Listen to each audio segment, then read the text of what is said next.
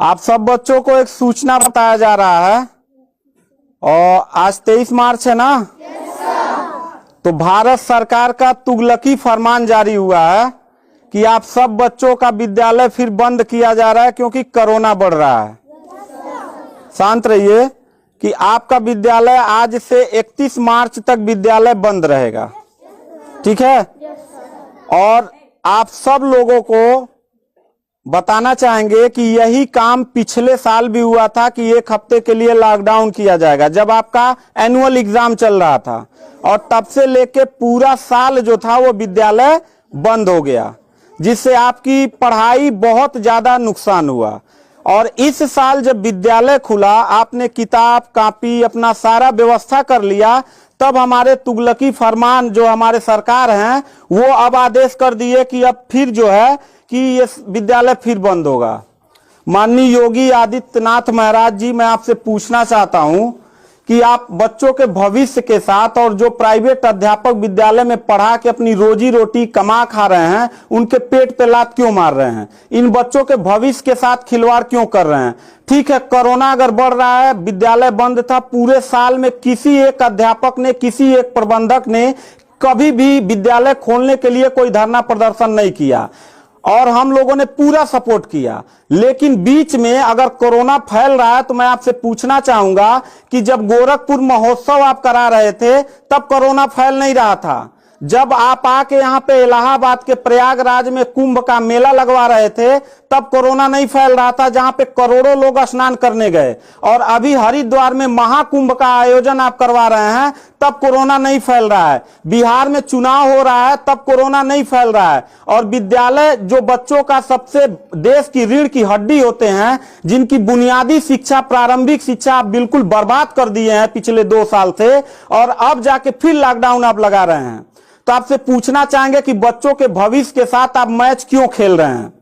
ये जितने भी बच्चे हैं, अगर 1 मार्च आप 1 अप्रैल बोले हैं, 1 अप्रैल तक अगर विद्यालय नहीं खुला तो इन सारे बच्चों को लेके मैं रोड पे बैठ जाऊंगा। ये मैं आपको खुला चैलेंज कर रहा हूं, क्योंकि बात सिर्फ मेरे तक का नहीं है, इन सारे बच्चों का भविष्य है और इन सारे बच्चों का भविष्य आप लोग अंधकार में डाल रहे हैं। आप लोग खुद नहीं चाहते हैं कि देश का बच्चा पढ़े, पढ़ के कुछ लायक बने। आप लोग अपना जब रैली निकालना रहेगा, चुनाव रहेगा, तो कोरोना आपके पास नहीं रहता है। और जब आपको लगेगा कि आपके विपक्ष में लोग खड़े हो रहे हैं तो आप कोरोना का ड्रामा करा के विद्यालय को सबसे पहले आप बर्बाद कर रहे हैं। आप बताइए, विद्यालय में आप गोरखपुर जिले में 193 लोगों ने अपने विद्यालय की मान्यता निरस्त करा लिया।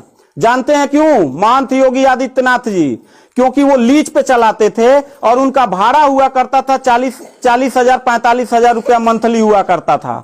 वो भाड़ा न चुकाने के वजह से, चूंकि मालिक को भाड़ा चाहिए, उन लोगों ने अपनी मान्यता निरस्त करा दिया। और सरकारी जो स्कूल है उनकी हालत तो पहले से मतलब खस्ता हो चुकी है।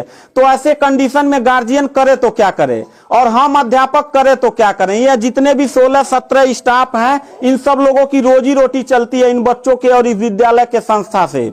आप लोग हमारे पेट पे प्रहार कर रहे हैं, हम लोगों के व्यवसाय से प्रहार कर रहे हैं।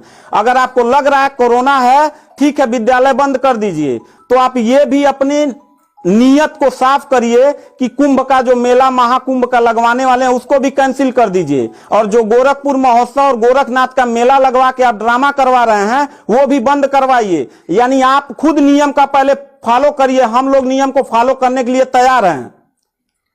अगर लास्ट में जाते जाते यही कहेंगे, इन बच्चों को, चेहरों को देखिए, इनके माता पिता ने सारे बच्चों का, किनका मोबाइल बज रहा है, साइलेंट कर लीजिएगा सर। इन सब बच्चों के माता पिता ने, बच्चों कितने लोगों ने आप किताब कॉपी अपना सारा कंप्लीट कर लिए हो? पता है, एक एक बच्चों की किताब कॉपी 2-2 हजार रुपए की आती है। आप फिर लॉकडाउन लगा दिए, इनकी पूरी पढ़ाई बर्बाद हो गई। अब यानी आपने 1 हफ्ते का लगाया है, आपकी नीयत पे तो मुझे 100% विश्वास है ही नहीं है कि आप करोगे क्या। आप पूरे साल पढ़ाई बर्बाद करोगे। हाथ नीचे करिए। अब ये बच्चे करेंगे क्या? किताब लेकिन इनके गार्जियन करेंगे क्या?